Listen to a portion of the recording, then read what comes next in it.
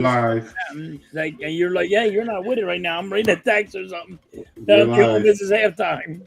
We're live, brother. So, what's going on, everyone? Thanks for tuning in to another episode of the Halftime Coach and Adjustment Show. Sorry we're late. We're just dealing with some things. But we're here. Yes, Blaze. We know the old farts. We're late. But there's just, hey, life happens, man. Yes. I'll be honest with you, earlier in the week, I didn't know if I was going to be able to, do the show because I wasn't feeling well. So, it happens. So, we're just dealing with life. So, but we're here. We're ready to, get through today's episodes and talk sports, talk life. I have a nice question geared up for us. So, All right. But overall, I mean, we talked just a little bit ago, a moment ago, but overall, what's going on? You all right though? I mean, again, you gotta go. You gotta go. I'm good. I'm good. You good? Yep, I'm All good right right. What's up, Miz? Thanks for tapping in, brother. Always appreciate your support. Charles, that's right. Smash that like button, sub up if you haven't already done so, and share on all your social media platforms. So, appreciate everyone being here. I know, Blaze. We couldn't have it any other way without you. Kicking the old tires. So, Yep. so what's Thank up, you so Evan? much. Thanks for being here. So, a lot to talk about. Whether it's the NFL, NBA, Major League Baseball, a lot to talk about. So, we're gonna go ahead and we're gonna start where we normally start. We're gonna start with Major League Baseball. What are you doing? And what's happened? We're going with Major League Baseball. All right. That's what we're going to start with first. And we're going to start out with your Phillies, man. What's your outlook so far? How are you feeling about the Phillies this week? Rob's killing me. Rob is killing me mentally. He's killing me. Mm-hmm. I mean, we lost a game, Coach, the other night where there was bases low. Like he had Luzardo in, and I can't mentally figure out why he would do this. And it was the top of the seventh, and he put Luzardo in, and Luzardo, no outs, bases are loaded. He pulls them. Now this is the worst move in baseball for a manager to do. Your bullpen is already garbage, but now you're got them biting their nails. You know what I mean? To try to, all right, I can't screw up. I don't have an inch that I can mess up on because I'm going to give up a run. And I don't get what he was doing, but he cost us that game. And so we were down like 3 games. We won last night, but it's the Nationals. We might lose the series of the Nationals. Wow. There's a 4-game series. There's a game tonight and there's a game Sunday, and we might lose it. And that's crazy to me. Nationals suck. But see what happens. But friggin' Robbie drives me crazy. Well, I just quickly took a look at the standings. Let's bring it up so everyone can see. Let me know when you guys see it. Can you see it? Yep. Okay. Is it too small, or do you need more? No, it's all right. All right, good. All right, so as you see right here in the National League playoffs, the Phillies are in the number 2 spot in the playoffs. But like you said, Mets lost like 14 in a row. Yeah, I know. But I'm thankful that in the division, you're 6 up over the Mets. So the Mets are 1-9 in the last 10. You guys are 6-4. So, but I understand what you're saying. You know, especially to the Nationals. You know, the expectation is, you know, you shouldn't be losing a game to the Nationals. You know, so if it's a 4-game series, then the expectation it should be 3-1, worst case scenario. So, but I got you. You know, in terms of some of the moves, you know, that the managers are doing, I'm with you. You know, it just baffles. So, but yeah, with Philly, you know, they need to do better, especially against the Washington Nationals, because as we see, the Nationals are 49-73, 21 games behind. Yeah, I'm with you. Yes. I get it. I get where you're coming. You just I don't know. Stop playing stupid baseball. We don't have no discipline. It's like the Yankees. You know, the Yankees don't have no discipline at the plate. Mm-hmm. You know what I mean? Phillies don't. You don't know. This ain't the fighting Phils back in the day. You don't know what team is going to show the frig up. Back in the day, you knew the Phillies were going to show up every friggin' night. They're going to do whatever they could to win that game.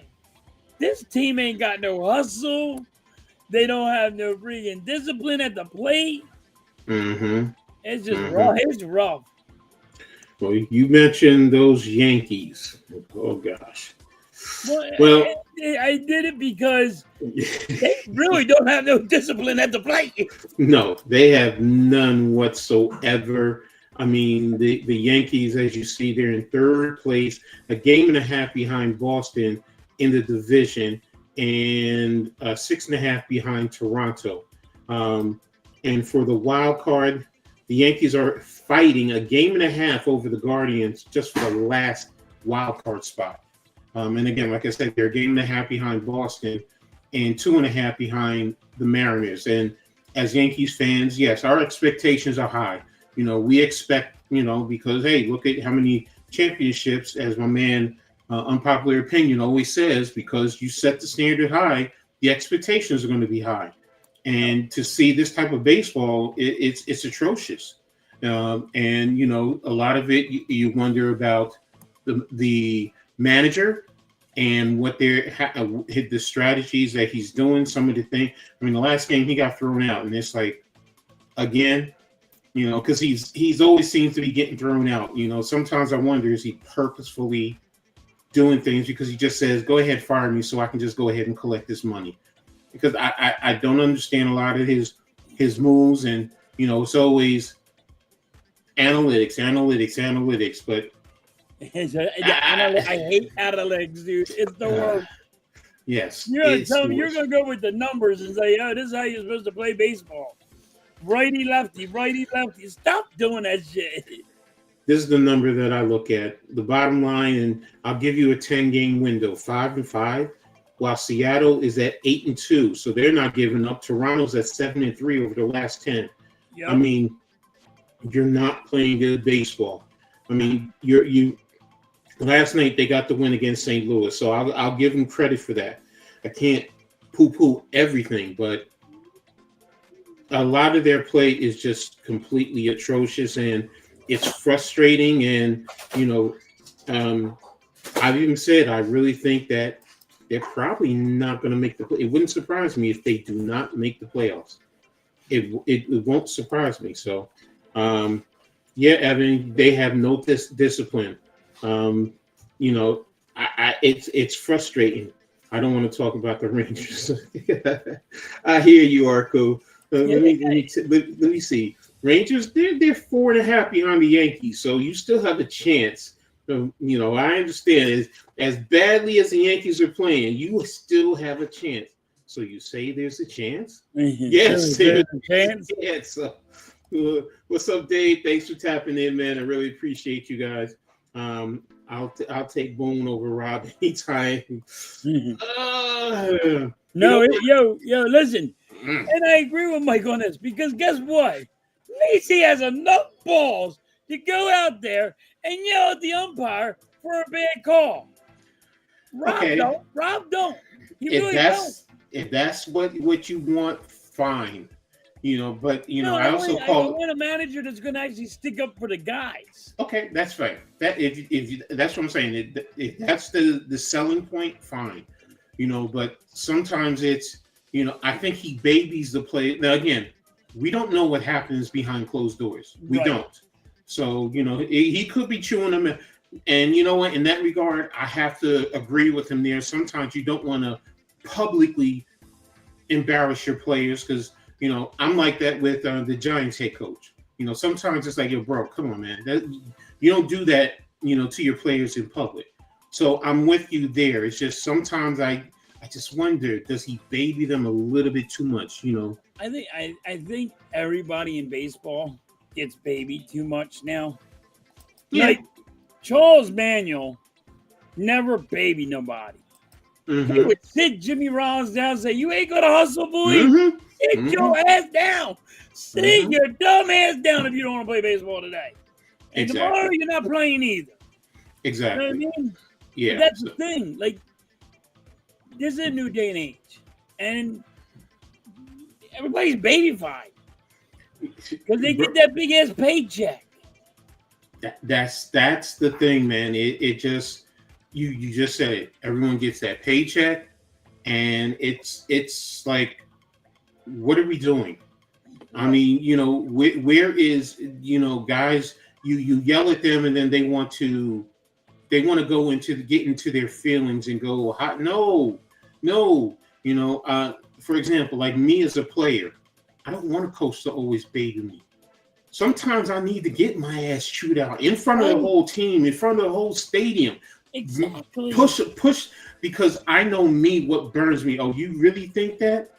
I mean, it just, when you push the right buttons on players, it's gonna ignite them, and they're gonna kick in, and they're gonna go. Sometimes you gotta kick them in the hind parts to get them going. Yes. So, but like Turner, fans actually go, "Hey, you shouldn't boo somebody. You shouldn't boo somebody, friggin' every time they strike out. Maybe you should cheer them on." Like, this is where we're at. We're gonna cheer you on for striking the frig out when you make $100 and some odd million. Like, come on. Okay. Is that Sorry, you? I don't know why they're up. Miss Halftime is not around. Everybody's, I don't know why they're up. Not bad. No, I don't that's know what I how was to turn gonna them ask. off. No, that's right. That's turn right. them off. No. Leave it alone. Let them go. I'm cool with that. That's fine. So, but yeah, it's. But you know what? Through everything that we're seeing, you guys are the number 2 seed in the National League. So, and I like the fire. I like the desire for better management and play, because that means you want to see a championship in Philly. Yeah. That's ultimately what it boils down to. So I don't have a problem with that. I would take the way you guys will be playing with the Yankees. I'm gonna be honest with you, because they're not playing well, and they're supposed to have this talent. They're supposed to have. Everyone has said it, whether you're a Yankees fan or not. They say the Yankees have talent.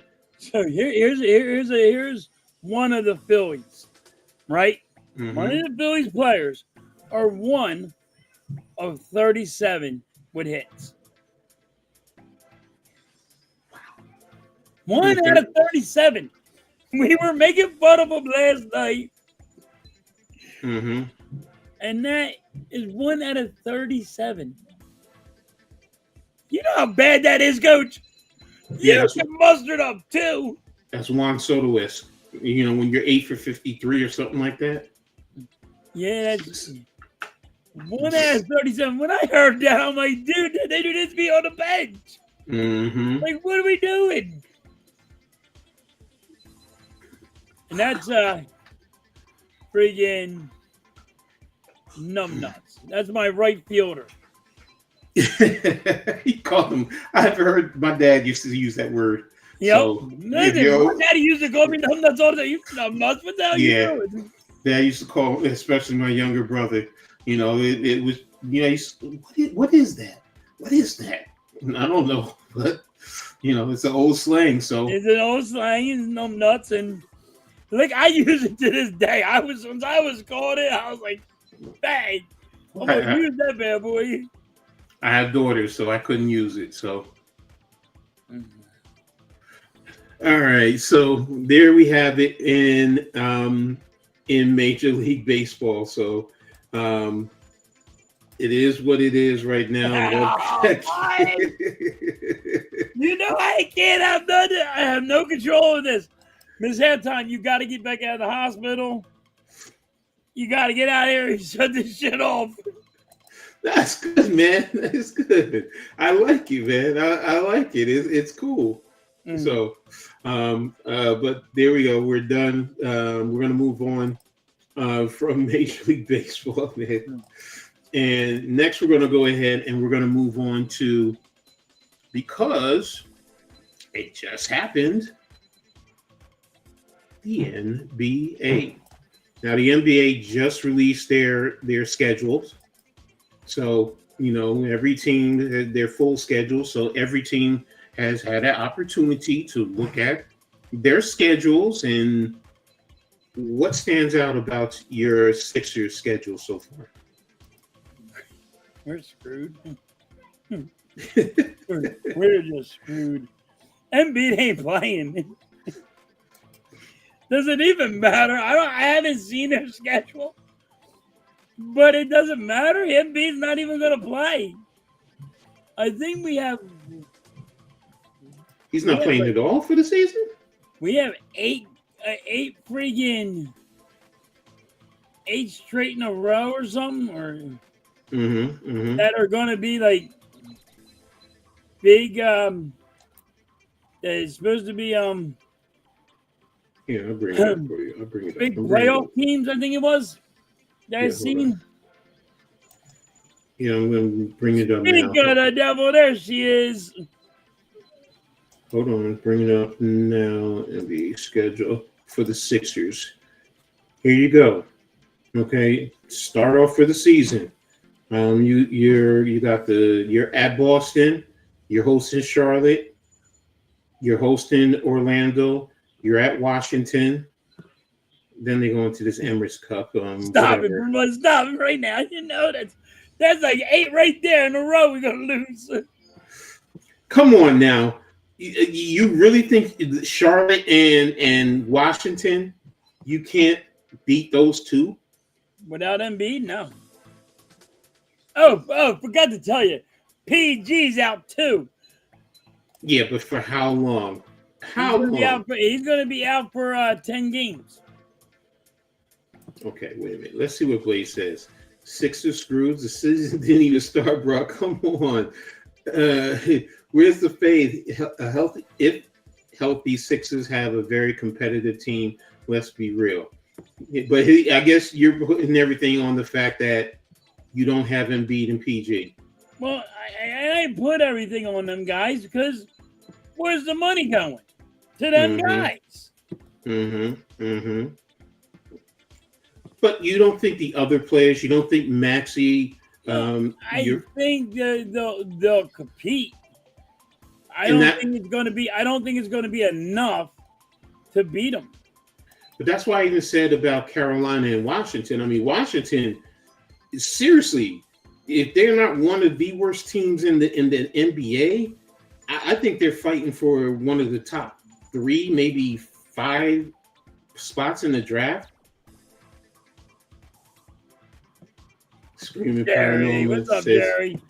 How you doing, Mrs. Halftime? How's the baby in your belly? Okay.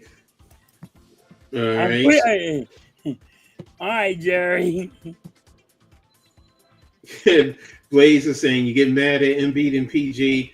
You don't like Embiid and PG, then get mad they ain't playing. So, Blaze, I don't know. Why did you pay Embiid so much money?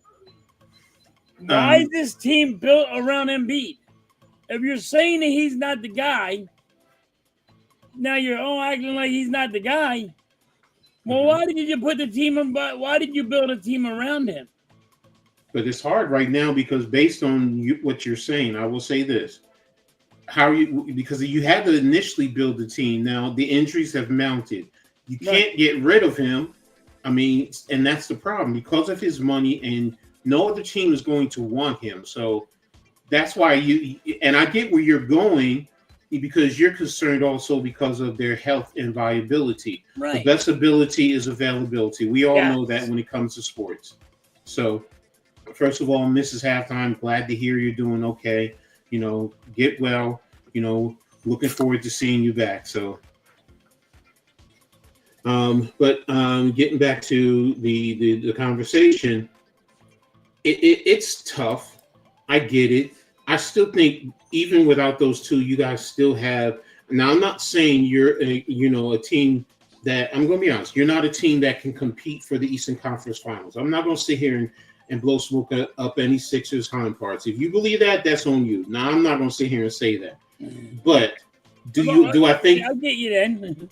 do I think you guys can compete for at least a playing spot? Yes.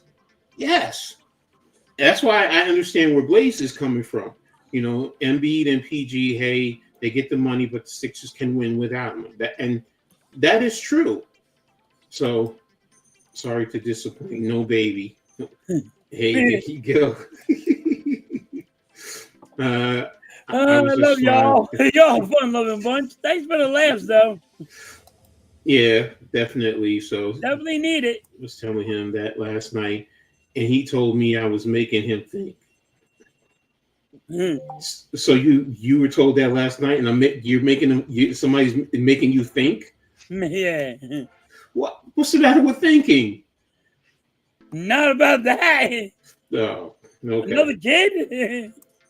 Oh. Okay, I understand what you're talking about. Hey, he was telling me last night, maybe you impregnated her again, and I'm like, oh, wait a minute.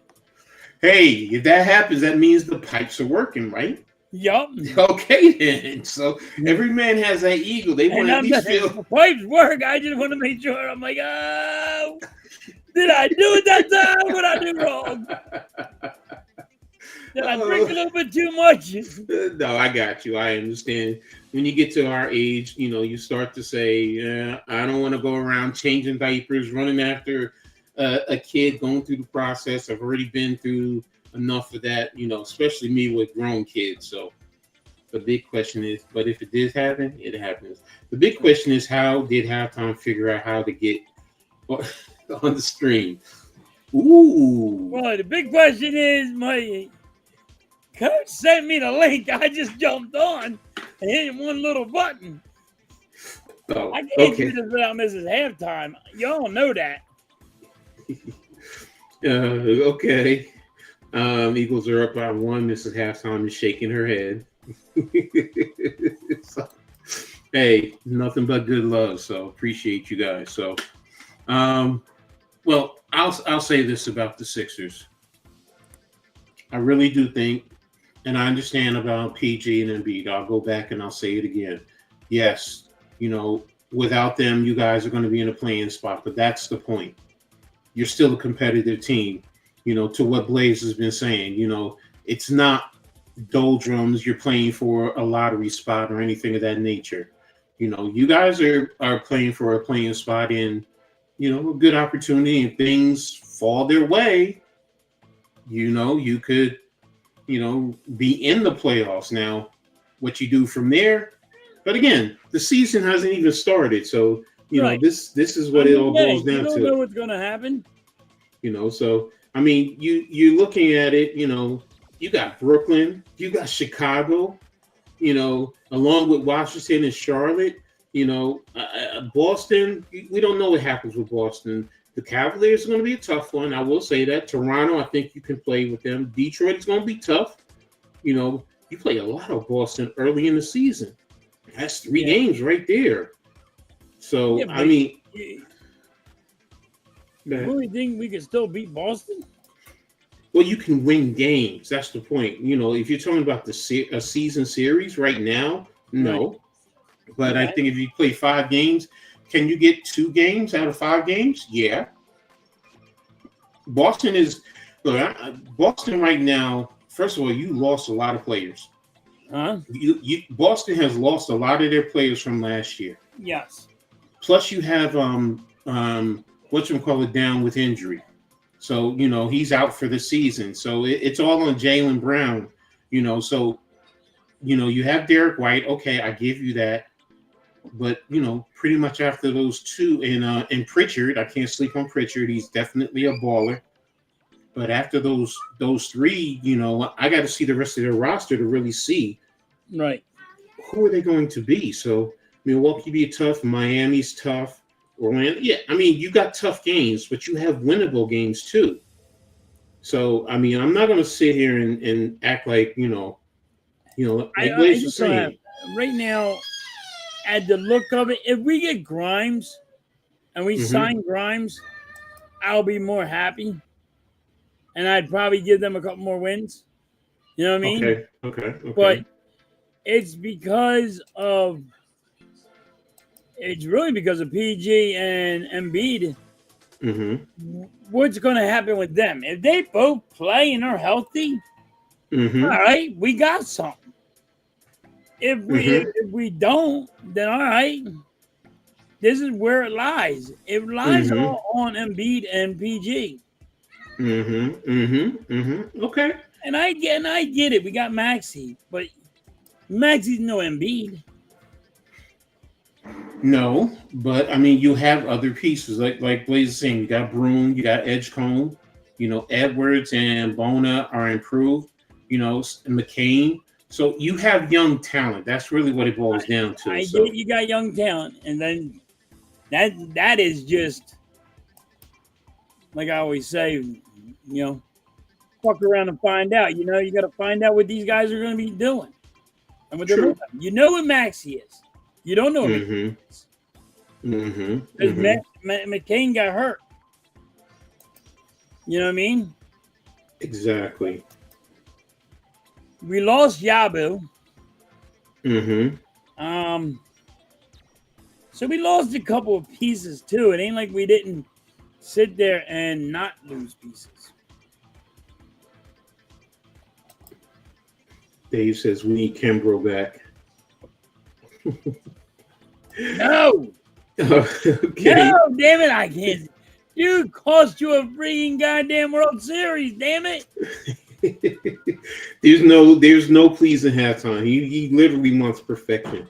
Yeah. You'd be happy. You still find problems if you went undefeated in baseball or basketball and you still want to fire and won a championship and you still would want to fire the manager. Yes. Listen, in the World Series, I called for Rob's head. They're like, dude, what are you talking about? Like, he just took you to the World Series. No, he didn't. He rode on these guys' coattails. You never see Rob. Hey, that's a manager win. Like, the manager made every right move he was supposed to. Rob don't do that. All right. Right now with the Knicks. All right, taking a look at the Knicks schedule. To start out the season, we're hosting the Cleveland Cavaliers. So that's going to be a tough one. You're hosting Boston, then you're at Miami, at Milwaukee, at Chicago. So, I mean, they have, some tough games to start the season themselves. So, and how you start that season goes along. What start those 5 games to me is a good start to the season. Telling you how things are to come.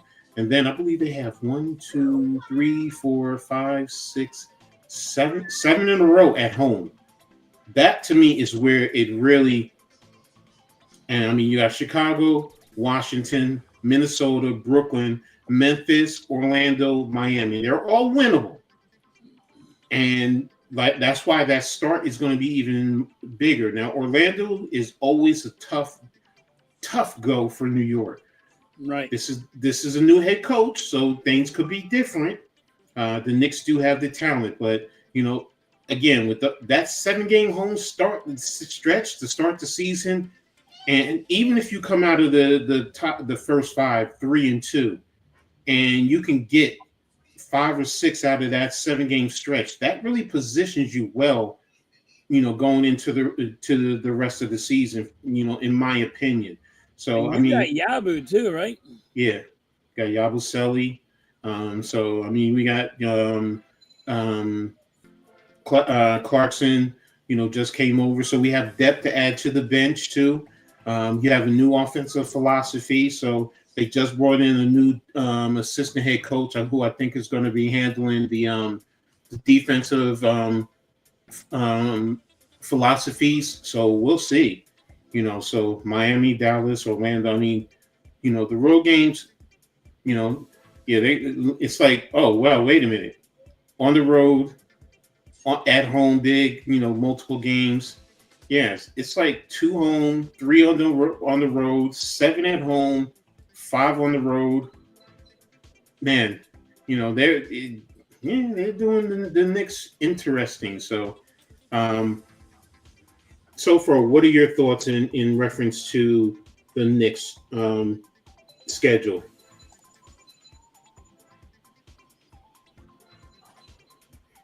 I think it's definitely going to be a test, and it's a great opportunity, with the new coaching staff to really get things going for the Knicks for the season. So, Diablo started getting injured, and they played him way too much. I can tell you this: he's not going to have to do that with the Knicks. That's for sure. You're playing behind Towns, and if you play him at the 5 at times with Mitchell Robinson, he doesn't have to be out there a whole lot, which, can take advantage of his effectiveness. But thank you, Mrs. Halftime. I try to be, I try to hit things right in the right manner. I agree with Halftime. You're talking about when you said I would want Rob fired if he won a World Series? Mm-hmm. That's what you're talking about. You hit that right on the head. Yeah. Oh, okay. I agree with Halftime on this one. Signing Grimes is key for the Sixers right now. I hope they. Hey, Grimes, you can come back home. You did start with New York. It would be nice. No, let me stop. I definitely, if we get Grimes, we will be a better team. I'll be happy. I would tell you, I would say, all right, now the 76ers got a better chance. Okay. Grimes was giving us 30 points a night. Well, he's definitely he has improved his game, especially since he's left New York.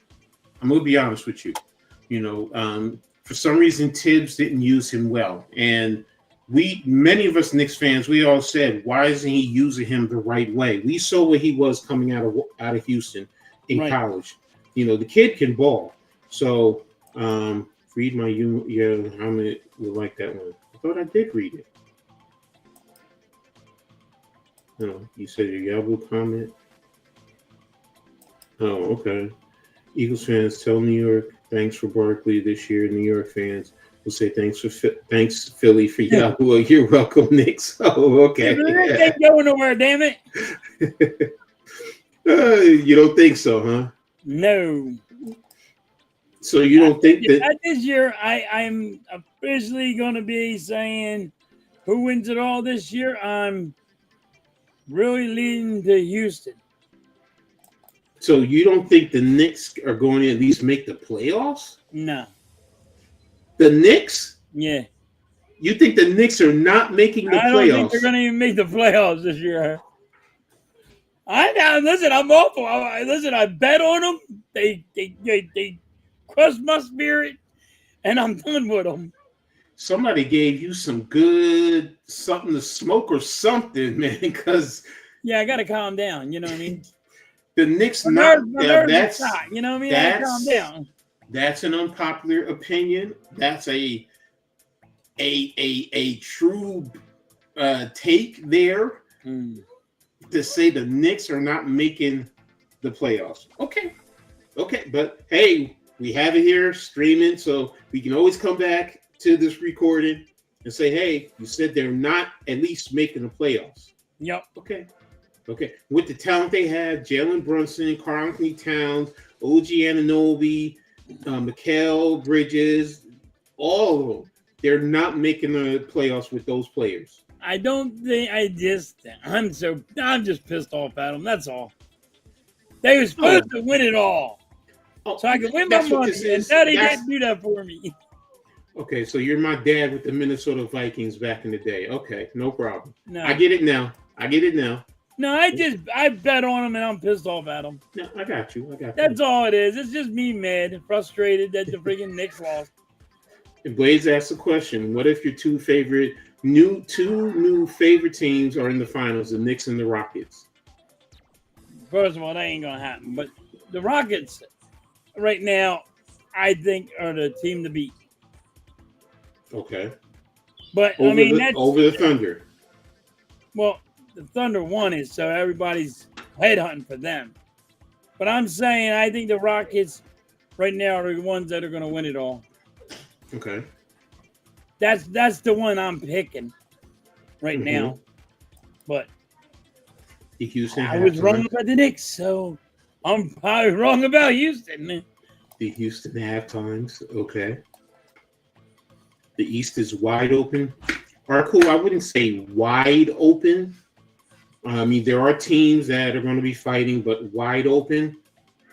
I mean, how many teams in the East do you legitimately say have a shot at the Eastern Conference Final? Cleveland, New York. If things go, depending on who Boston has on their bench, on their bench overall, I will give them that possibility. They do have a good coaching staff. Jaylen Brown is still one of the top players in the league, so I won't sleep on him. I just have concerns about who's on the bench with the rest of the other players. So Orlando is someone who, I'm going to keep my eye on. Milwaukee, you can't, Milwaukee has a shot. You have Giannis Antetokounmpo right now. What more can I say? Atlanta, good moves. So, I mean, there are teams there that can compete, but outside of that, really? I mean, I can't sit here and say, who am I forgetting? Chicago? No. Oh, Indiana. I'll give you Indiana because they're still a tough team. They're still a tough team. You know what? You might be right, Arco. I'll digress a little bit. There's enough teams to compete for an Eastern Conference championship, so you're right there. I'm not making a playoff with a new coach. He said that. Yeah, exactly. I will tell Mitch halftime. So halftime, how do you go from last year Knicks will win it all to this year they ain't making the playoffs? Thank you. Thank you. Please, I'm mad. I'm mad. I'm mad at them, Blaze. I love they didn't do what I said. They didn't do what I said, Blaze. So there you go. Can OG stay on the court without injury? Well, you know what? You could say that for pretty much every. Brunson is the same way. He's been injured throughout the course. The only one who honestly, legitimately hasn't been injured out of the starting lineup is probably Bridges. OG has, Mitchell Robinson has, Towns a little bit has, Brunson has. So, you could make that argument for any of the starting five. I'll throw Bridges in there. I don't want to wish it on him, but that's anyone. But, overall, when you sit down and you look at it, it is anyone. So, but if he stays on the court or he plays a good amount, he does wonders for this team. So, or he did under Tibbs' system. I want to see under Brown's system how he does. I do think Brown's system, especially with a lot of the backdoor cutting, the ball movement, it's going to help him and Mikal Bridges. So it also, in a sense, it kind of takes the ball out of Brunson's hands to be the ball dominant guard. But in the same token, it allows him to pick his spots to control, and then he's still a closer. So you'll let him close the game is what you want him to do. So if I could see the numbers on the other guys step up a little bit, I'll be so happy. So halftime is a Knicks fan. So, not a Knicks fan. It's Knicks and Cavs to win, but there are 4 or 5 might be able to make a run. Period. Well, Blaze, do you have the Knicks winning it all? Is that what you're trying to say here? No, you said the Knicks or the Cavs. No. Indiana, Orlando. Oh, I forgot about Detroit earlier. Philly, Boston, Bucks, second tier, but by far New York and Cavs on the top. But we'll see. Yeah, well, you forgot also Atlanta in there too, Blaze. So that's another one. So, sorry, I'm watching my Liberty right now. They're pissing me off, but that's another I'm talking story. to Mrs. Halftime right now, and she wants some friggin' Pepsi. She wants some Pepsi. She Oh, wants a Pepsi. well, that's right. Yes, you have it at home. So, hey, I'm sitting here drinking my own special concoction. Oh, what's in that? Blackberries, blueberries, oranges, cinnamon, nutmeg, water, and protein mix. Oh, So so you got like some no. special drink there, like it's got some alcohol in there. Oh no! I told you, with me being sick this week, I'm trying to get my system go. Hey, the old man got to help the system a little bit more. So so hey, feeling a lot better, but still not fully where I was prior to this. So, but I'm just excited. The thought of it. I mean, I'm not in full basketball mind right now, especially with the NFL about ready to start. Right. But I mean, once that release came out, I was like, oh, especially because that first 7-game stretch for the Knicks at home, I said it. I'm like, if they can just come out of the first 5, 3-2 at worst, and get 6 wins there, 5 to 6 wins, they're positioning themselves well. Because to me, I look at game segments, because you're going to have those runs where you're going to play well, and you're going to have some games where you're like, man, they shouldn't have lost that game, and it's going to be in a batch of 3 or 4 games. So I didn't get a chance to go through everyone's schedule. I want to see some of the major ones. I know what is it? Christmas Day is the big one. Right. They have a lot of big games. I want fountain Pepsi from KFC. Okay, there you go. Not just regular. What's the difference between a fountain Pepsi and? Hey, it's a fountain Pepsi better. Oh, never mind. It's for my time. I know what it is, because it's the what you call it. You hook up to the syrup, so Yeah. it's the carbonation and yeah. So Okay, she likes KFC Pepsi. I'm not. She's been wanting that since last night. She has not eaten yet. She hasn't drank anything for like 14 hours. That's tough, man. That's tough. Like, she's in the hospital, and I know. And she has not drank or ate anything. She is losing her mind. She's like, go to KFC, get this. Go to McDonald's and get me a breakfast sandwich. Go there. And they're like, you can't have none. She's like, heck with you people. Mm-hmm. She's losing her mind in there. She just stopped laughing at me. Like, you're crazy. No, is she crazy? I know what it's like. Trust me. I know what it's like when I had surgery a little while ago. So yeah, it's frustrating. So Ms. Halftime, I feel you. I really empathize with you. I know what it's like, to be there and not get the food that you want. Right. So when you get home, then it's like, now I can get what I really want to eat. Cook what I really want to cook. Get home, you're like, all right, I don't want that. I don't want that. I don't want that. You wanted this in the day of my hospital. Mm-hmm. Mm-hmm. Yeah, that's when I was in the hospital and they told me I wasn't allowed to have anything. Exactly. So, are there any other teams in terms of in the NBA that you're intrigued to see what they, first of all, what their schedule is like, and how do you think they're going to do overall? If it doesn't have to be in the East, it could be someone in the West. I know you talked about Houston. Do you want to check out Houston's schedule? You know who it was? Like I was really thinking about the Bucks. Milwaukee. Okay. Yeah, I don't know what they're gonna be, how they're gonna be. Okay. and I didn't know their schedule. But I mean, I don't know how they're going to be as a team. Didn't they Okay, make? They made some good moves in the offseason, didn't they? let's take a look here If at I their remember right, roster. Yeah, I'm I bringing think up they their made a couple roster. moves. I know they re-signed Jericho Sims. Gary Trent Jr. is there. I think Kevin Porter Jr. is the one that they just signed, if I'm not, or was it Gary Harris? One of those two. You got Bobby Portis, they re-signed.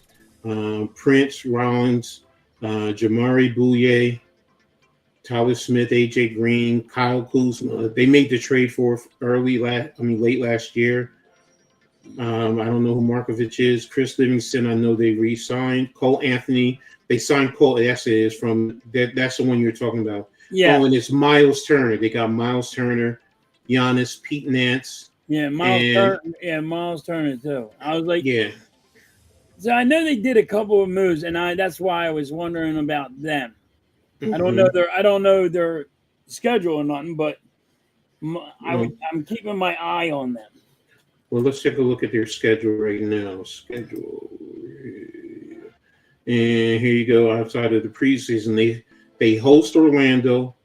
They're at Toronto, at Cleveland, host New York. I mean, right there, back to back, Cleveland and then New York. Oh, that's rough. Then you host Golden State, you host Sacramento, then you're at Indiana, and that's going to be a big one because of Turner coming over from Indiana. So, I mean, right there, I mean, you got the Rockets early in the season too, and Dallas. So they got some games to start the season. The Lakers. Yeah. So, I mean, they host you guys in November and then Detroit. So they have some games on their schedule that's something to look at, to be excited about there. So I'm not excited to watch the Bucks. I don't know, Arku. Just the some of those games right there, I am excited to see, especially that Indiana one. Definitely. I think it's going to be. Is it a national broadcast? Wait a minute. Let me see. I know a lot of people don't like the Bucks, and I get it because they don't like the coach, but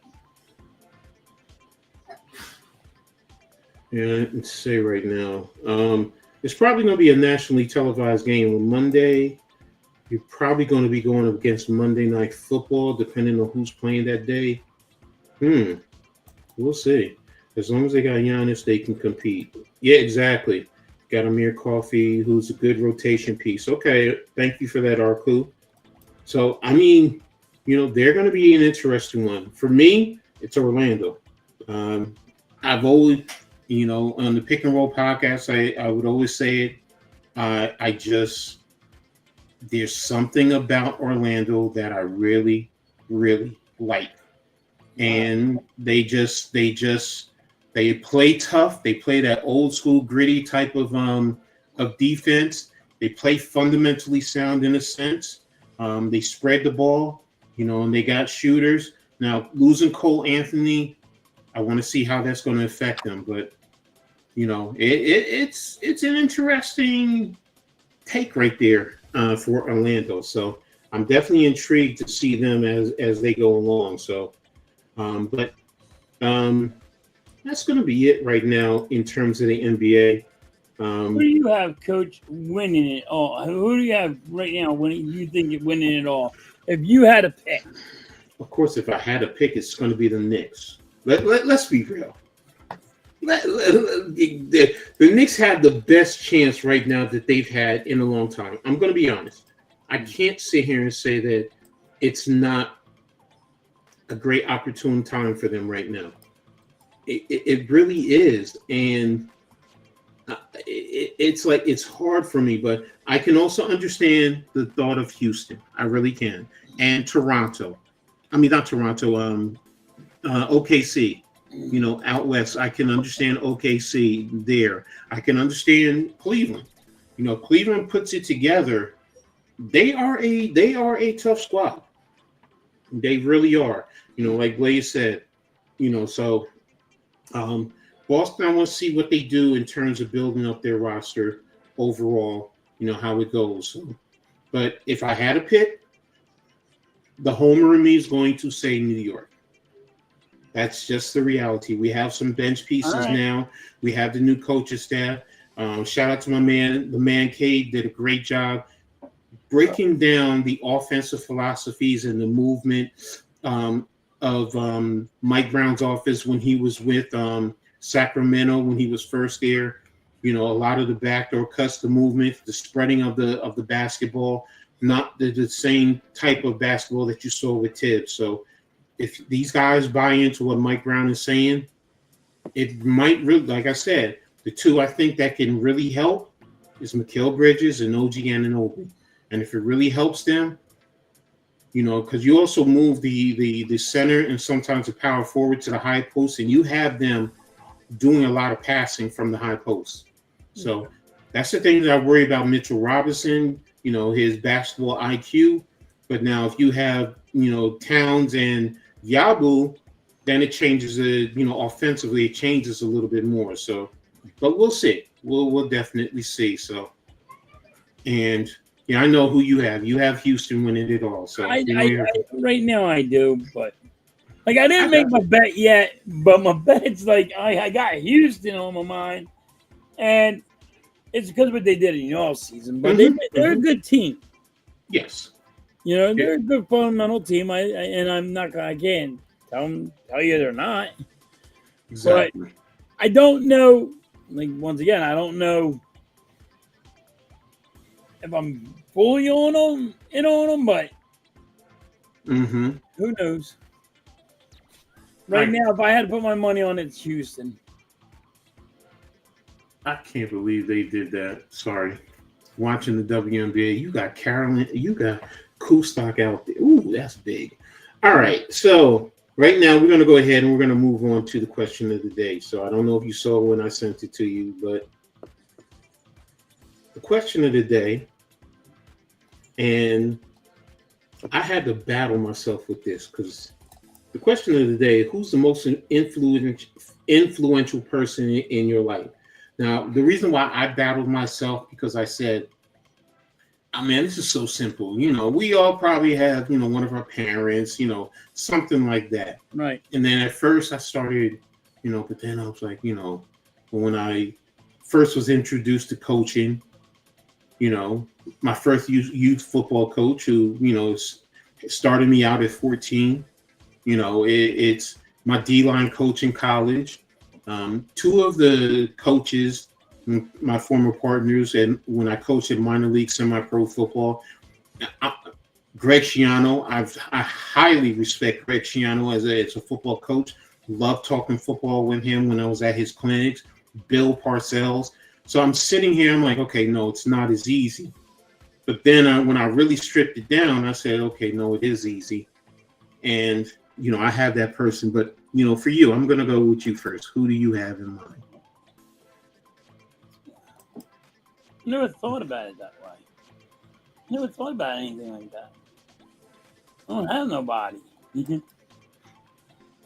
I mean, that was me. If you're going like parents, and everybody can say their parents, but you know what I mean? But it's what it means to you, for you. Who is the most influential person in your life? Like I said, I don't have it. Okay. I mean, if I'm gonna have, like, if I got anybody, it'd probably be my dad because I got his worth ethic.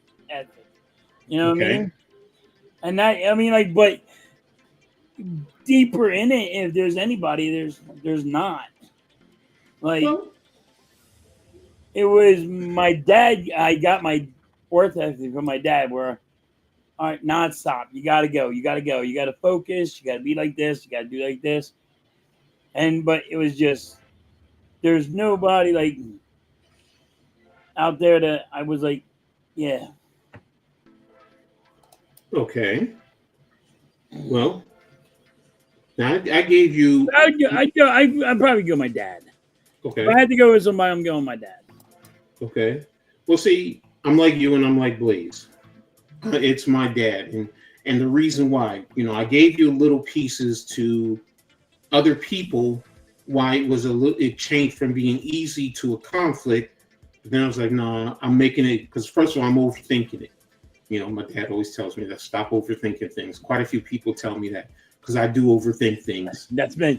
Right now. Yeah. My mind is like 10 different places. Yes, exactly. So, but no, it is my dad. I mean, first and foremost, my dad was tough on me. Yes. But most people don't know, you know, because you know I'm nice and you know I'm not gonna say I'm respectful, but I try to be respectful. What's up, halftime? Joseph Thesis. It's good. Mitch says he is halftime's most influential person. Okay. Yeah, how are you? Okay. Okay.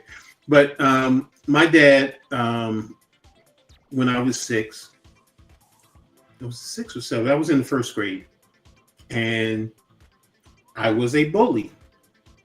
I mean, I can't say it any other way easily. I mean, because I was bigger than everyone. I would just come in, you know, push past people, you know, cut through lines to get whatever I wanted. I was also spoiled because I was a mama's boy, and my mom gave me whatever I wanted. So, you know, and my father, you know, one day got a call from the school, and I wasn't sitting for days after that, if you understand what I'm talking about. Yep. So that's the old school. But my dad also introduced me to football. Sat me down to watch the Steelers consistently because as a kid, I didn't want to watch football. I didn't care. I wanted to run around and play. That's all I wanted was sit me down. And then I started watching, getting into it. And then I got to the point at 10 years old, I could tell my dad, I could tell him 40% of the time, I can say Rocky Blyer's getting the ball, John Starr was getting the ball, Franco, whoever was getting the ball. And he used to sit up and look at me. And that led me down the path to where I am now, you know, from my coaching journey. My dad also taught me about the values of, like you said, working hard, being a father and being there for your kids. You know, when my parents divorced, we stayed with my dad. My dad raised 4 kids. You know, my father's father raised him when his parents divorced. So I learned that when my first wife passed, it's no big thing for me to take care of my kids because I'm always there. I'm used to it. You know, it's nothing special. So that's why I say the most influential person, even now to this day.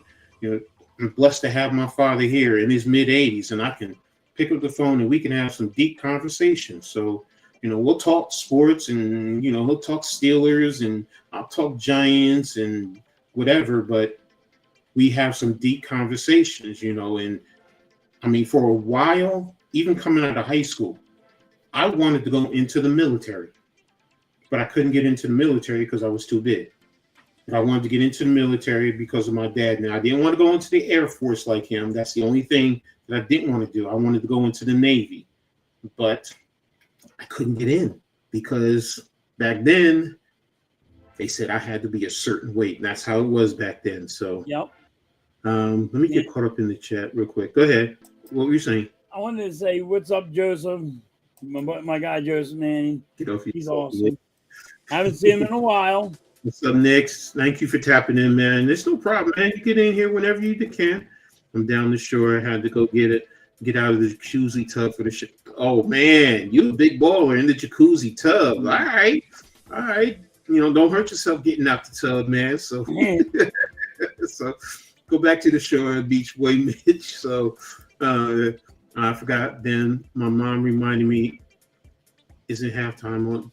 Hey, there you go. So thank you, Mom. Halftime is the most.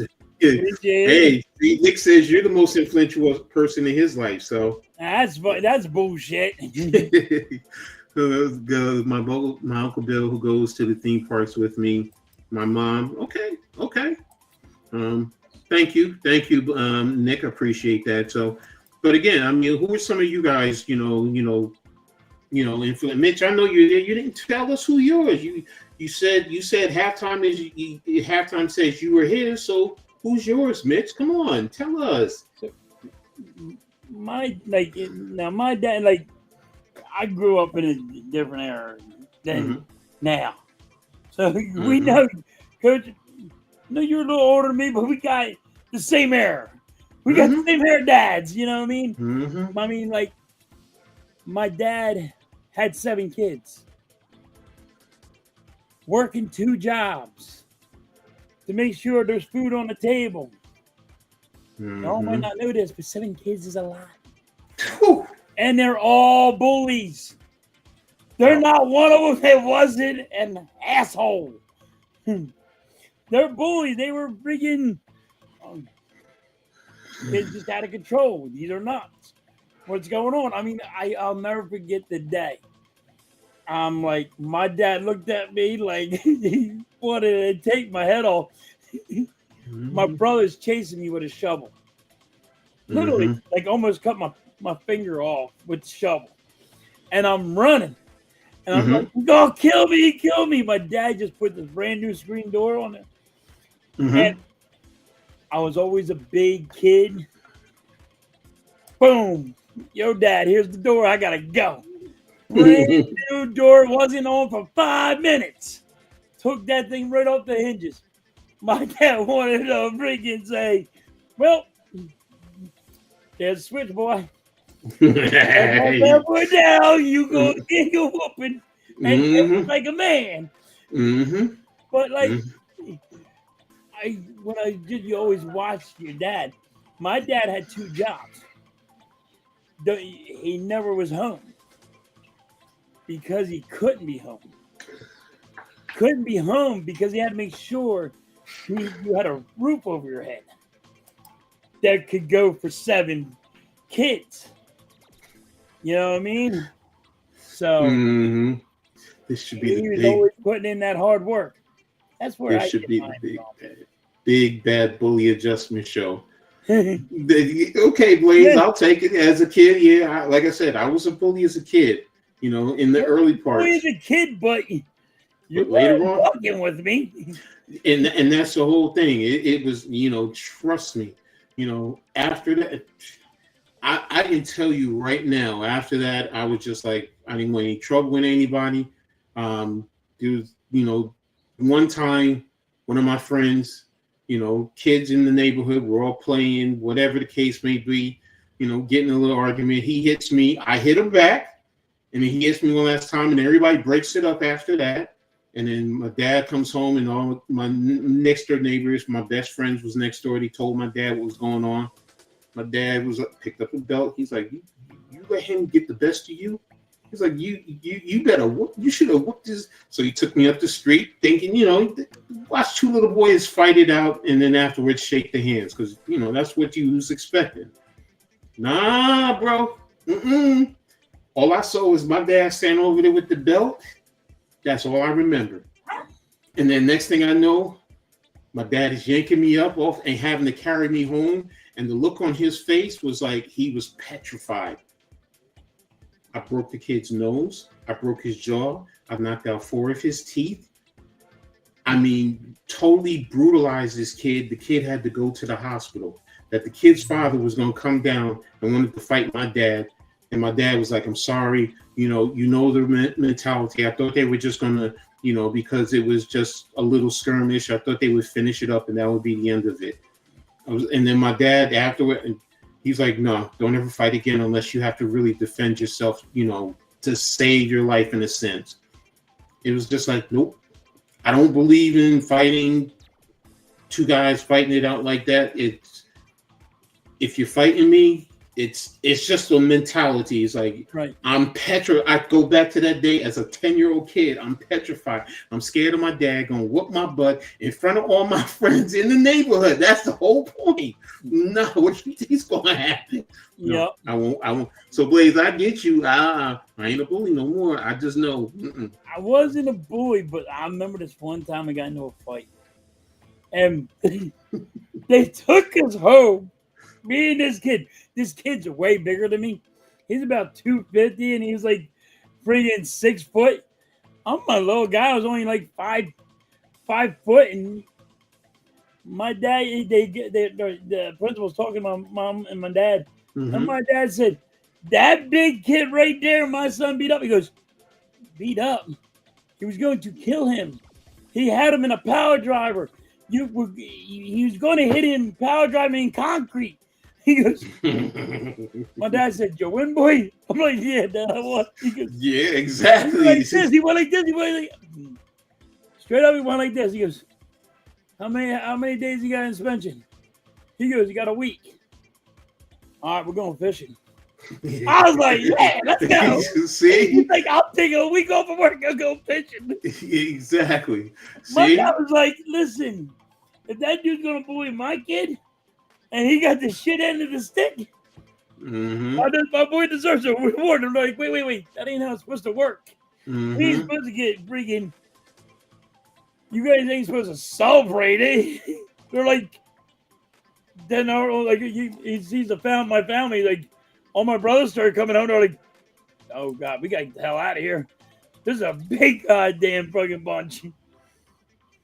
So this Nick, I did show these. I did read these. He did. Yeah, I read this because he was just talking. That's why I didn't, say anything because he was talking. Yeah. So, sorry, I don't know, but you did show. I got you, bro. I got you. You know, I got you. So, He showed him, Nick. So, but I was rambling. I'm sorry. No. I mean, you know what? That also shows us of how we are also parents to our children. Now, look, I have daughters, so I'm not going to say I didn't raise them rough and tough to a certain extent, but I didn't raise them, like they were boys. That's the one thing I didn't do, His times Jen tells me she has to put me in check and get the fryer pan. It's like, yo, you're not talking to my daughter like that, dude. You're not talking to my son like you think you can talk to him. Miss Headtime has to put me in check. She goes, "Listen, you was treated like that when you were a kid. That's fine. We're gonna have to fix this." She put me in check. I'm like, but it's a different day and age. Exactly, and that's the thing that because even my oldest, we talk sometimes about that, and she says I was tough on her, and I was. She's the firstborn, just like me. So she, in a sense, had to look out for her siblings behind her, and you put in certain responsibility. You have to be tough on them. Have to be aware of your environment. You can't take like my oldest. She ain't taking no junk from no one. When I was in the hospital, trust me. She noticed some things. She'll talk very nicely and sweetly and kindly and respectfully. But if you are very disrespectful, the hood comes out and she will let you have it. And she'll tell you, I don't care if it's the president of the United States. If I'm going to speak my mind, I'm going to speak my mind and I'm going to say what I have to say. So am I going to try and be respectful? Yes. But if you're disrespectful, then I'm going to treat you the same way that you're treating me. If you give me disrespect, what do you think you're going to get back? Don't think I'm just going to take your disrespect and kiss your hind parts. And that's something that I've always told her. No, don't take nobody's BS. Don't let nobody walk over you. Because one of the things she always says to me, she's like, "Dad, I was so sick of you saying it." She's like, "The world will chew you up and spit you out. You better be ready for it when you go out there." So, halftime. That's how I was raised too. Like the world's gonna freaking chew you up if you don't bring in man up. Exactly. And I also got that from my dad. You had to be prepared. Now, my dad was in the Air Force, so I was raised in a sense in a military type of an approach to certain things. But it helped me to critically think about certain aspects of life. Yeah, there are times you get got. Let's be real. There's nobody on the face of this earth who ever tells you they ain't never get got once in their lifetime. I know that they're lying. We all get got. But you got to learn from the hustle that you face in life. So, good shot. Oh, they're up. But hey, when you get got, it's how do you learn from it and not to fall back into that same trap. And that's the things that my dad taught me. That's what I've taught my children, and I see that, and I even tell my granddaughter that sometimes. I'm tough on her, but I'm also a granddad, so I get to spoil just a little bit, not a lot, but a little bit. But in the same token, my daughter's also said, Dad, you really are the only one who really can control her, because my granddaughter, I'm just like, Skylar, everything changes. So, and I'm just like, I still got it in a sense. I'm trying to get the stream on my uncle's projector in the backyard to stream this show for all. Oh, thanks a lot, Nick. We really appreciate that, man. Thanks a lot, man, for the support, man. You're always a good Thank supporter. you, I really Nick. appreciate it. And Make Nick, sure my brothers will never come on here.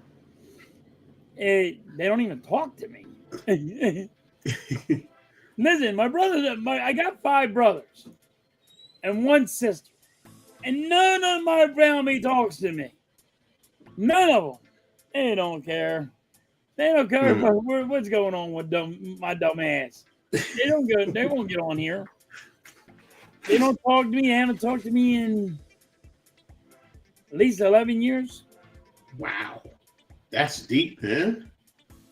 I mean, I'm in a chat with my siblings. I can't lie to you. To be honest with you, it's ever since my mother and father passed, we always are working. My family's hard working. All my brothers are working. We work all day long. We work 12, 13 hours. Then you got to go home and be dad and, be husband. And, you know what I mean? It's not like, let's pick up yes, pick up the phone is easy, but like, it can't be just one-sided. It's got to be two-sided. You know what I mean? And they're over there like, well, if he's not going to call me, I'm not going to call him. And the other guy's like, hey, if they're not going to call me, I'm not calling him.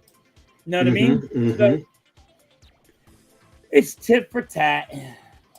Yeah, that's siblings, though. That's siblings. Everybody has their freaking beef. You know what I mean? One day they'll call me and I'll pick up the phone. Yeah, what's going on? No problem. And we're not fighting. We're not arguing. It's just they have their life. I have mine. So it's not. They got their kids. I got mine. So yeah, exactly. It's not an animosity type of thing, like you said. No, it's not just a hate. I hate you this month, and you hate me this month, and you know what I mean. We're not fighting. Yeah, Nick. We already talked about the NBA, man. We talked about baseball and the NBA. Give me 1 minute, Coach. Yeah, go ahead. The last one, which we're going to talk about next, is the NFL. So, that's going to be the hot topic. So, of course, we're going to talk about it. Just as soon as halftime gets back. But as far as being influential, Miss Halftime's asking for stuff, and I got to try to get Junior to go get it. Okay. I told Halftime yesterday, Coach, about MB having a higher rating than Maxi on 2K. Okay. Yeah, I'm not into video games, Nick. I'm going to be honest with you. It's a video game. My days of gaming is long gone. It's boring. Hasn't ever done anything for me. So, but hey, if you love it, if you like it, I love it. That's the best I could say. So it's for you. Do you enjoy and keep going? So, Luka just got hurt in a Euro game, knee contusion. New knee contusion. Okay, it's something. I mean, it's serious, but it's not drastic. So, but now it's time to go into the last subject that we're going to talk about today, and we know what it is. The NFL, the National Football League.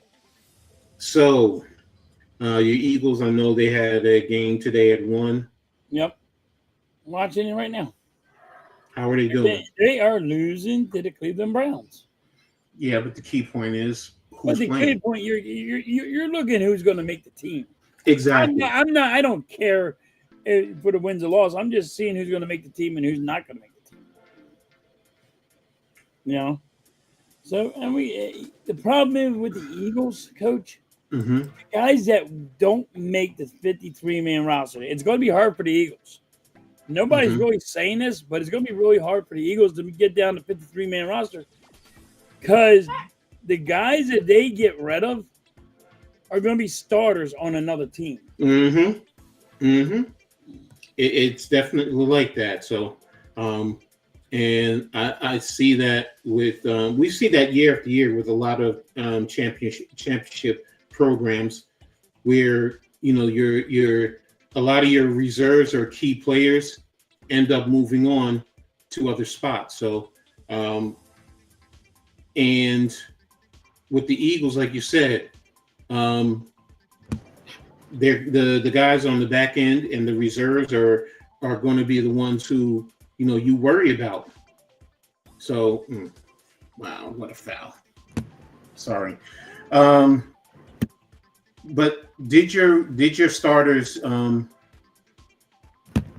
did any of your starters play today? I don't think so Okay, so because our center got hurt. Not our center. I mean, our guard got hurt. So Dickerson, right? I don't think they started anybody.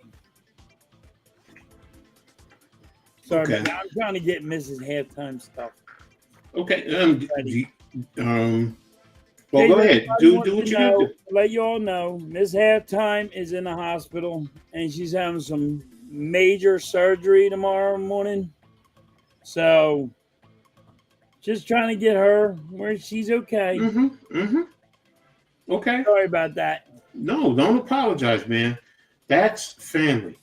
That comes first before this, and I think every last one of us knows that. So, don't apologize for that. Do what you got to do. So, yeah, she's having some major surgery. So my head's in 9 different places. and I got you. You know that. So, look. Do you still need to take some time to get some stuff? Because I could start with the Giants. It's no big issue. You good? Start with the Giants. Okay. Well, we'll start with last week. Try to figure something out. Yeah, start with the go Giants. ahead. Well, last week, for those of you who didn't know, the Giants, they won their preseason game, against the Bills.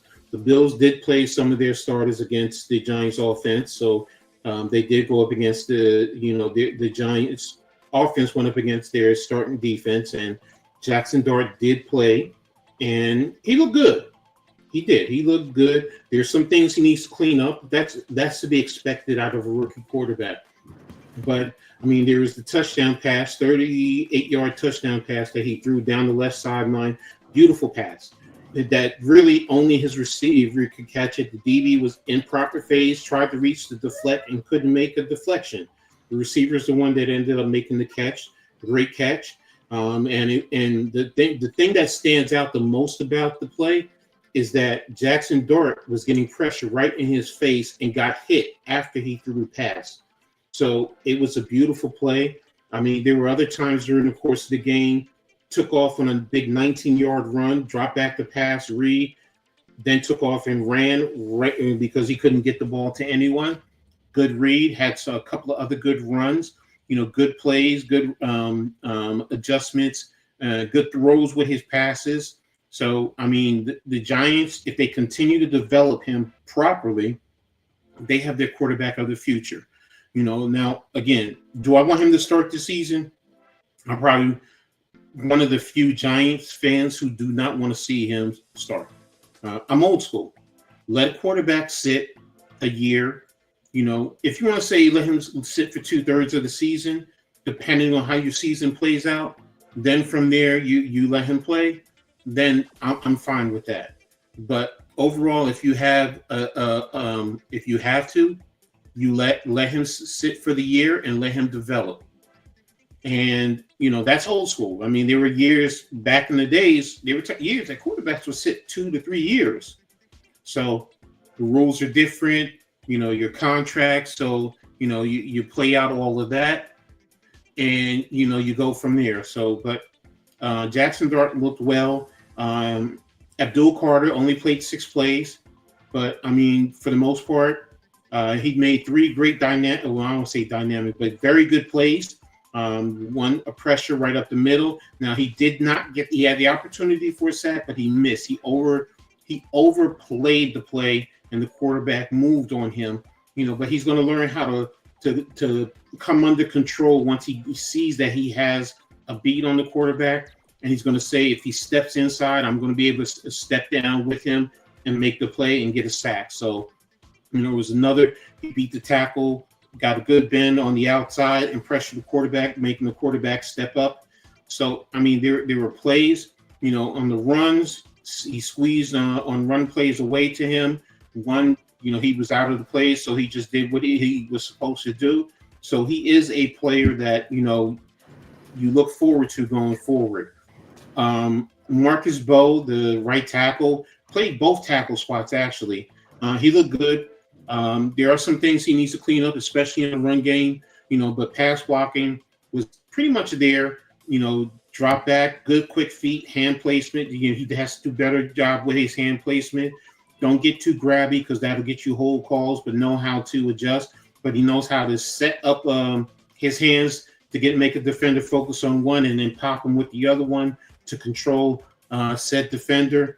In the run game, I still think he needs to do better. There was one play where they worked a double team, but he came off a little bit way too quick, going for second level, where if he stayed with the man, because the man, once he left, because his teammate, the right guard, didn't get to the block in enough time. And when you're taught as an offensive lineman with the double team, if you're just helping your teammate, you're trying to pop him inside to go down the second level, but you're supposed to stay until your teammate secures.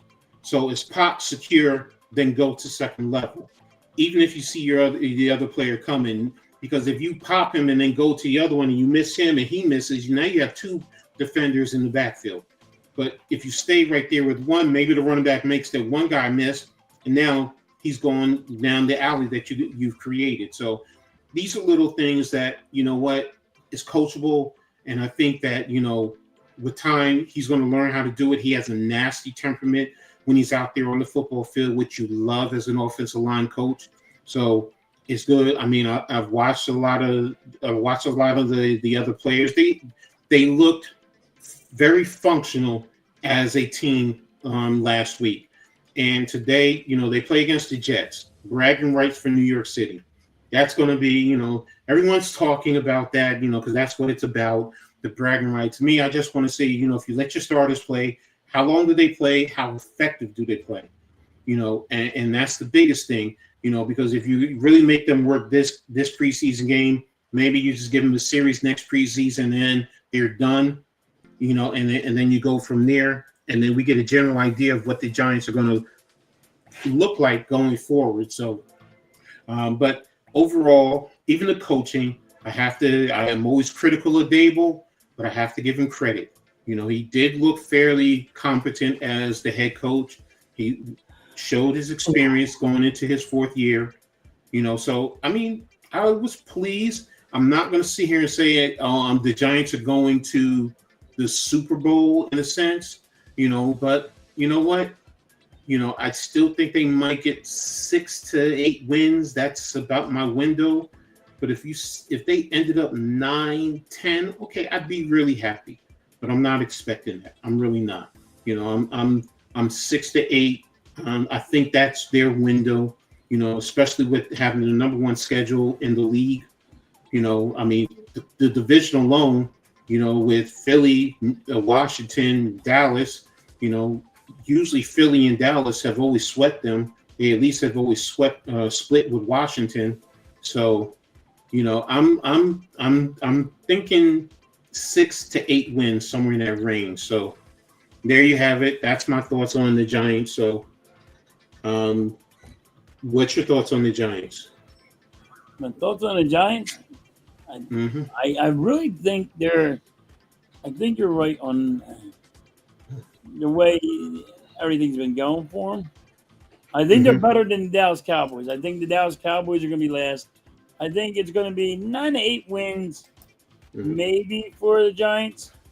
But it's always going to be right now. It's going to be Eagles and Washington fighting for that number one spot. But I just got the Dallas going on down all the way because they can't even work out Michael Parsons. Mm-hmm. But Mm-hmm. the reason why you ain't got a quarterback. So that's the reason why I got the Giants so high with the wins. I know a lot of people are just like, oh, they're going to just only get 6 more wins. No, they got a quarterback. They got a good wide receiver. You got a good tight end. Mm-hmm. Your offensive line is getting stronger because you guys are making a couple of good moves. Mm-hmm. So I do have you guys better than the Dallas, but like, are you playoff time? You might sneak in because it's so everybody's so head to head right there, but you never know what's going to happen. I Okay. got the Okay. Eagles winning maybe 13, 14, possibly 14 wins, but it's like 13 to 12 is my normal range with them because Mm-hmm. the Eagles always lose to a team that you're not supposed to. Mm-hmm. Mm-hmm. I mean, I know it's everybody does that. Dallas does it, Giants do it, everybody does it, but Mm-hmm. the Eagles will throw up a goose egg. You know what I mean? On them one of them teams like, oh, you should have won that game. How come you Mm-hmm. didn't? Mm-hmm. Mm-hmm. Mm-hmm. But like right, and you can watch preseason with the Eagles, Mm-hmm. and it's going to be so hard for them to make the I think they're at 99, and to get down to 53 is going to be so hard because Mm-hmm. I think anybody they let walk is a starter in the NFL somewhere. Mm-hmm. You know what I mean? But Yeah. so if you're hurt at offensive line, if you're hurt at defense, pay attention who the Eagles let go. Because I bet you that guy that they just let go is going to freaking be a starter somewhere. Well, there's one guy. If y'all let go, I'm going to be screaming for the Giants to grab. You He know ain't that. going nowhere because I need him already. He ain't you, going you nowhere. know it, My guy's Holland. hurt. My guy's hurt, and he's going like this. I got it. He over there this day freaking pushing everybody around. They That's said that dude. They keep on talking about it. He's a beast. look. I told you before. How he was when he came to Rutgers, man. I mean, he's just that type of a player. So, what's up, Bruce? Thanks Bruce for is in tapping the in, man. building. What's up, So, Bruce? Holland, I mean, his story alone from JUCO, where he was, over 400 pounds, and he worked his butt off to get to where he is right now. I mean, going from over 400 pounds to roughly about 340, 330, somewhere in that range at Rutgers, and then eventually getting into the starting tackle spot, first at right tackle, then at left tackle, making all Big Ten conference, a couple of times, as a tackle. So, that speaks volumes right there.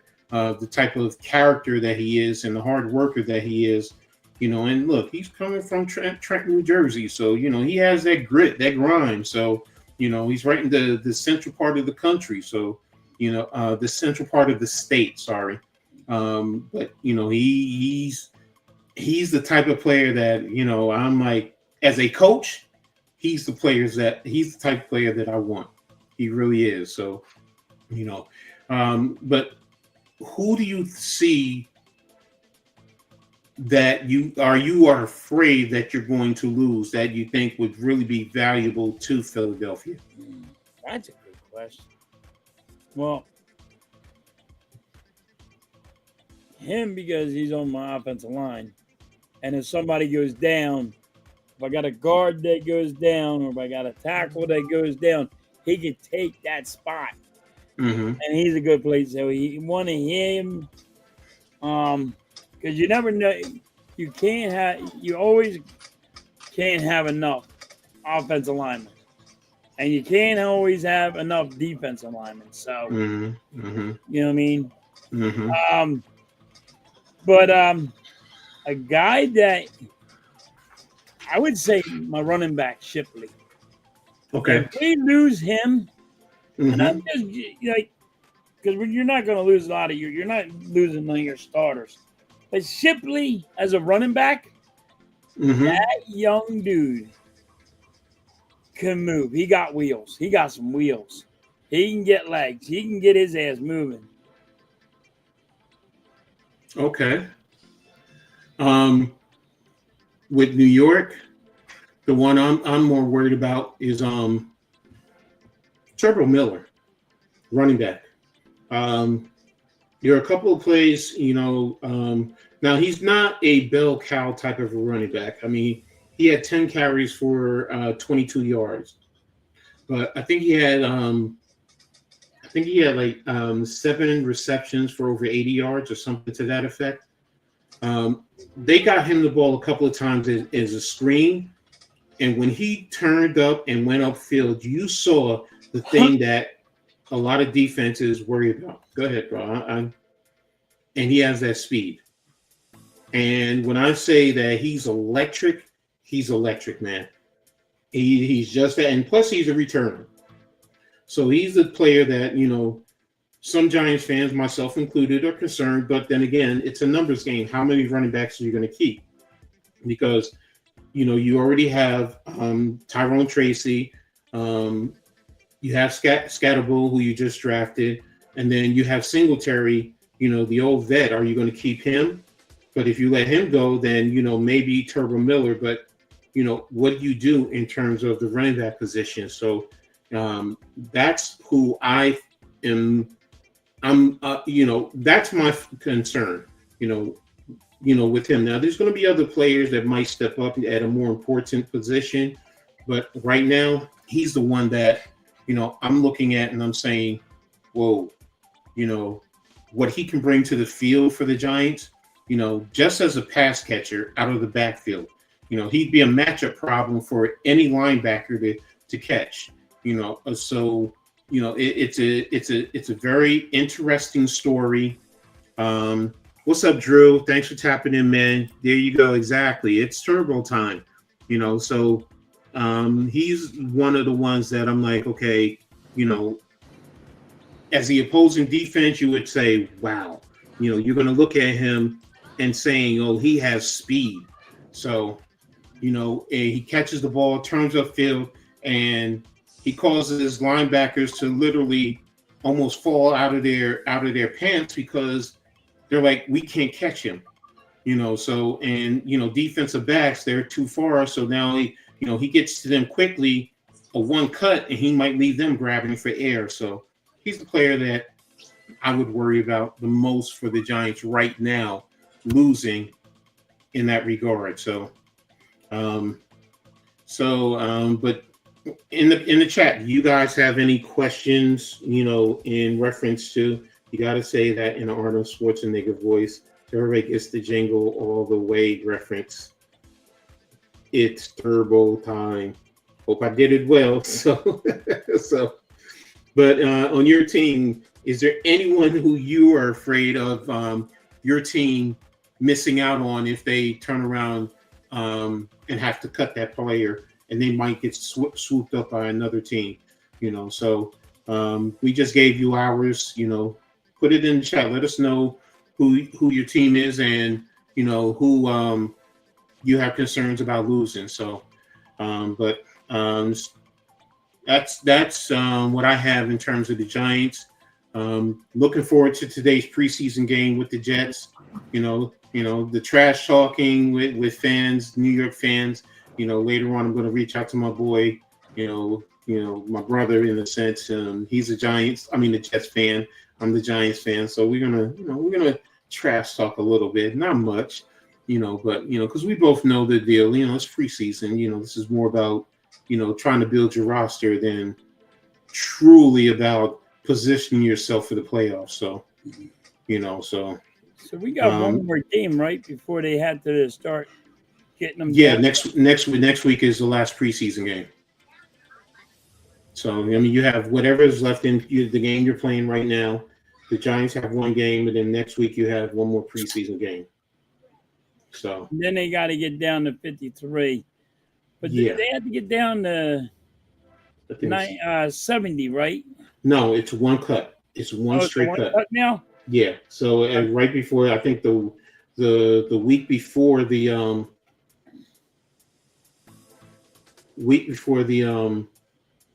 first game of the season, I think you have to have those finals cuts. But then what's going to end up happening, you'll get the 53, but then you'll see what happens during the waiver wires, and people will go ahead and put in claims for. Then you'll make changes, and then you'll get someone else, and then you'll start to see who your final roster, what it's going to look like from there. So, And you could put people on your practice squad and all. yeah, after that, waivers and all. yeah. So after all that goes through, so it's going to be interesting. It definitely is. So and guys are fighting for that their professional lives. So do you see anybody like giving up like letting go down letting go a big name player? I haven't really looked at a lot of the teams, so I can't really tell you that off the top of my head. So like what I mean, like are the Cleveland Browns going to get rid of what's the quarterback's name? Who? Kenny Pickett or Watson, right? No, Watson is on the roster, and he's injured, so you can't let him go. He can't let go because he's injured. Yeah, he injured. I think they reconstructed his contract, so I mean, you could technically work out a buyout, but I don't think they will. He's there, so you still are going to be eating money off of his contract. So, right. It's like something like him, like a big name person that you're going to fork out a lot of money if you like let him go. Oh yeah, nah. Right now, I'd have to go through and look at everyone's roster to really dissect it. To know off the top of my head, I really don't. I can't lie to you. So, I mean, that's a good question. I mean, because normally there is a guy that sneaks through the wormhole. That all right? Well, he ain't. We're gonna let him go. There always is. That's every year. I mean, you can't deny that. So. Ooh. That's my thing. Like, who's gonna be that guy? Like, oh my God, I can't believe they let him go. I mean, then again, you can see that when they let him go, you can see that he might have lost a step or two. With Cleveland, I will say it's either Pinkett or it's whatchamacallit, as the starter, because I think the two rookies are set. I really think the two rookies are set. They're going to make the roster. So Whatchcall said, I heard Ray Finkel missed a big kick and is in danger of getting cut. Not a good space mentally, I hear, too. Okay. It's interesting. Kicker from Jacksonville with that 60-yarder? I mean, 70 yards. Well, yeah, I don't think it was 70 yards. It was 70 yards. My bad. Yeah. Sorry, it was 70 yards. Yeah, it was 70 yards. I mean, it doesn't count because it ain't in the game. It counts to fucking me. Dude, that's 70 yards. This is why I don't like sometimes I don't like stats. But see the Drew, yes, that's basic kicking principles. Try and get the laces out as quickly as possible if you're the holder. So, but getting back to your argument. This is preseason. How many records would then be broken? You'd have guys who would have a lot of records. No, it's not even that. They might have never played any other NFL games, but in the preseason, and they're in the record book. And they got a record.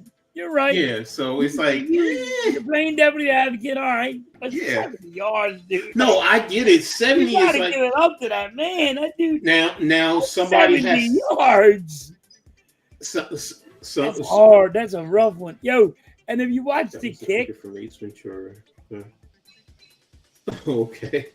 Ace Ventura, yeah, I remember that movie very well. So If you No. watch the kick, Coach, I think that could went 80 yards. 80? I mean, that kick, that dude is still had shit on it. I mean, that was pretty cool. That was pretty cool watching that. I will say this, man. Whether it's 70 or 80 yards, the main thing is the kid has to get on the roster to have that opportunity. Because right now, that's telling me he has the ability to make the play. Right. He has the ability to make that type of a kick. So, and as a coach, now I will say this. Do you trust during the regular coach? Because remember, if you miss it, the ball is spot from where he kicked the ball, not the original line of scrimmage, which is 7 yards up. Right. It goes right there. So now it's like, okay, do I do it? Because a 70-yarder means that he's kicking you from the 40. Wherever that. So if he missed it, yeah. So, it's like, do I really take that chance? So that would be a hard call to make. I mean, you would have to have all right, there's no way we're getting it. There's 30 seconds left in the game. That's different. I mean? Yeah, that's different. Then I could sit here, but no, at 30 seconds, no. In a situation like that, you got a Hail Mary you could do. You know what I mean? Yeah, like I said, depending on if that's fourth down, 30 seconds. No, I'm punting the ball. I'm not gonna lie to you. 30 seconds left in the game. Are we down though? That's the other thing. If we're not down or we're tied, down by 3, right? Just say you're down by 3. There's 30 seconds, and you're 70 yards away. You're at the point where this would be a 70-yard kick, and you're losing. You're down by 3. 3 points ties it. Do you give up and do you say, you know what? Fuck it, flip the coin, let us go? No, I mean, because again, like I said, it's down in distance. What's the down in distance? If it's fourth and what? If it's 4th and 1, I'm probably going for it. Then I'm probably going for it. I'm not even going to kick the field goal. Right. It's also how many timeouts do I have left in the game? So also where the ball is positioned. Is he comfortable from the left half? Is he comfortable from the left center? Is he center? Those things all count. They all count. You're right. And so all of that matters. So good points. I'm just saying. They'll never kick a 70-yard. Every coach would be like, why would you do that? Maybe if you're winning. Exactly. Maybe if you're winning and you're up by 2 touchdowns, and you're like, you know what? I'm gonna give this kid a shot. That's different. That's totally different right there. I could understand that, making that type of a kick at that point in time. So, like if you're up 2 touchdowns, and it's you're up 2 touchdowns, and you're gonna let this kid kick it. It's only 30 seconds left in the game, just to. Hey, let's see if he can do it. Mm-hmm. And the Eagles lose to the Cleveland Browns. It's preseason, like I said. I don't care about the wins and losses. I look at the players. Man, that was a foul. Sorry, I'm just stalling. But so right now I know you're dealing with Mrs. Halftime, so I'm not expecting you to cover any baseball games right now. So I might do one tomorrow. I don't think I'm doing it tonight. I'll talk to her, see how everything's going. Mm-hmm. But tomorrow it's 11:30 in the morning. The game is, so maybe I do it then. But tonight's just too hectic for me. I don't think I'm gonna do it. No, I wouldn't expect you to. So, me, I'm just, I think working. It's at 4:05 anyway. It'd be like, you got 10 minutes left. So. Oh wow, yeah, really.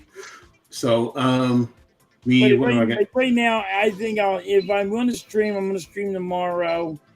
But with all the hectic shit going on, and my mind being blown away and pulled better not. 10 different ways. And it's my fault because this is what I do. You think negative? That's me. I think of all the negative stuff. Like, oh my Lord. It's this. Oh my God. And everybody's like, dude, you got to calm down. I'm like, nah. I just can't. I'm not that guy. Everybody's like, dude, you got to calm down. You got to think a little positive. I'm like, this is serious. I don't know. It ain't like you go fix your tire on your car because you got a flat. You know what I mean? So my mind's going 9 different ways. So tonight I'm not streaming. I was just hung out with you, and Miss Halftime even said, go stream with Coach Edd. You go stream with Coach Edd and chill out. Everything's good. She's in good spirits. You know what I mean? She's the yin to your yang, so that's what you need. So as long as she's in good spirits right now, that's what matters. True that. Well, I mean, I got tough woman, what she's going through. Definitely, man. Nothing but I'll be honest with you, thoughts and prayers, bro. People would be a wreck, and she's like, it is what it is. I'm chilling. That's a strong woman, and that's a blessing to have in your life, man. So don't get me wrong. If I could take her spot, sign me up. You know what I mean? Sign me up. I'll do it. You can, whatever you had to do, sign me up. But that's me being a father. You know what I mean? A husband. I'll take on your pain. Exactly. That's what any real man would do. So I feel you. Like I said, nothing but respect. So, but she's going through a lot. So, and then when she told me to stream with you, I was like, all right, I'll do that. I can do this. And then I just, like I told you before we streamed, like, hey, I got 2 kids I got to take care of too. Yeah. Look, I understand about that part too. When a kid's throwing a fucking slice of pizza at you, or yo, I want this or I want that, they don't care that you're streaming, and they're like, yo, you handle it. When your son just don't want to do nothing because he wants you to handle it. Trust me, I know. Like in the olden days, Coach. If I'd said anything like my son acted like to me, my daddy be friggin', yo, boy, what's wrong with you? You know who I am? Old school style, huh? I'm just old school. I am. I really am. I just always go back to old school. I can't get away from it. Like, I look at me like, dude, that's back in the day. I'm like, they're like, even when I'm at work, they're like, dude, that was back in the day. It changes. I'm like, nope. This is how it's going to be. This is how it always will be. All right. So for me, this week, I'm finishing up my series of college football conference preview. So I've already released 2 today, and I have 2 I'm going to be getting out soon. And then I got 4 more after that. College football actually starts on Thursday. So, and then Tuesday, I have my WNBA show where we're announcing our new title name, and also have Heart of the City with my man NYG 22, also known as Unpopular Opinion. So got things going on before we're back here next week we got to talk too. So we probably won't be back until 2 weeks because I'll probably be covering college football that weekend too. So next Saturday. So but just keep an eye out. We'll let you know what's going on. So, but that's about it. I know you got to get ready to handle yourself, and I got things I got to do here. So I want to thank everyone for tuning in. Really appreciate you. Also, shout out to the Hardcore Sports Network and the Aboriginal Sports Network partnering up. We're now streaming on both of these networks. So we're now expanding and touching more people. So make sure you guys sub up to both networks. All the information is in the description. If you haven't already done so, make sure you go there, subscribe, and hit the notification so you know when new content is posted. Like today's episode, make sure you reach out to my man Halftime's channel, like his channel, hit my channel. We'd appreciate it. It's free. Doesn't cost you guys anything. And as content creators, again, we really appreciate it. It helps us out immensely, and it gets our content out into the algorithm, and we're able to grow even more. So, but with that being said, these two old farts are going to get out of here, and we're going to go handle life. You all stay blessed. Have a good one. Be safe. Nothing but love and respect. So we'll talk to you later, and y'all be safe. Peace. Peace. Yo, what?